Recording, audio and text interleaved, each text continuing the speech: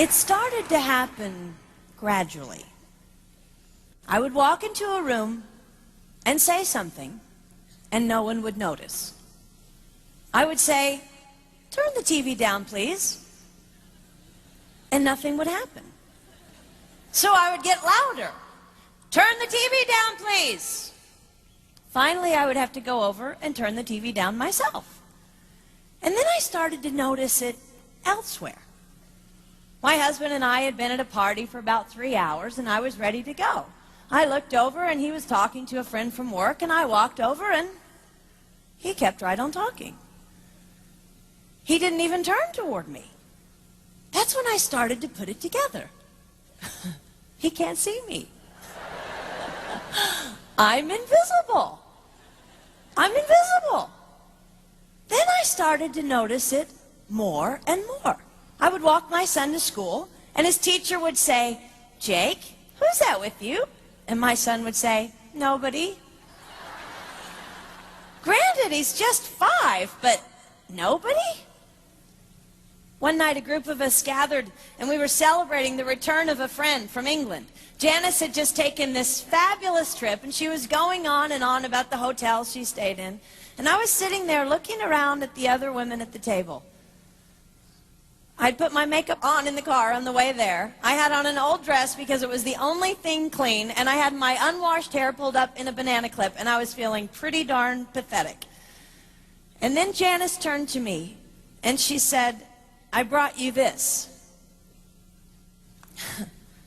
It was a book on the great cathedrals of Europe. I didn't understand. And then I read her inscription. She wrote, "With admiration for the greatness of what you are building when no one sees." You can't name the names of the people who built the great cathedrals. Over and over again, looking at these mammoth works, you scan down to find the names, and it says, "Builder, unknown, unknown, unknown." They completed things not knowing that anyone would notice. There's a story about one of the builders who was carving a tiny bird inside a beam that would be covered over by a roof. And someone came up to him and said, "Why are you spending so much time on something no one will ever see?" And it's reported that the builder replied, "Because God sees." They trusted that God saw everything. They gave their whole lives for a work, a mammoth work, they would never see finished. They showed up day after day. Some of these cathedrals took over 100 years to build. That was more than one working man's lifetime. Day after day.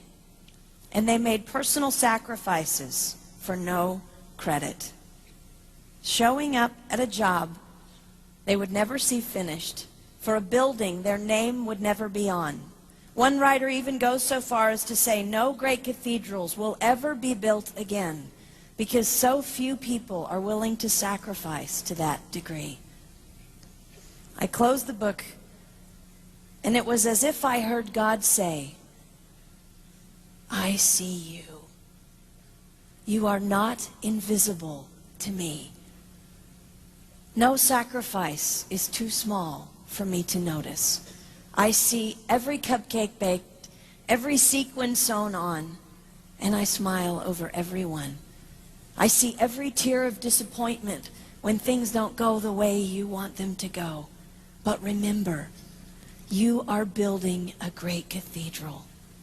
It will not be finished in your lifetime, and sadly, you will never get to live there. But if you build it well, I will." At times, my invisibility has felt like an affliction to me.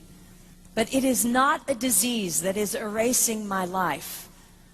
It is the cure for the disease of self-centeredness. It is the antidote to my own pride.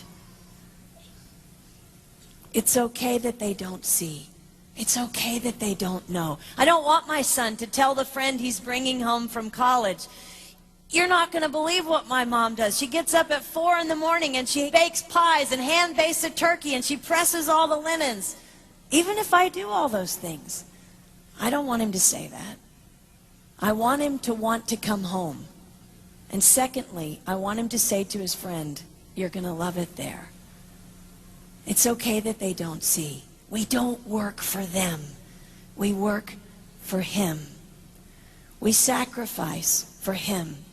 They will never see. Not if we do it right. Not if we do it well. Let's pray that our work will stand as a monument to an even greater God.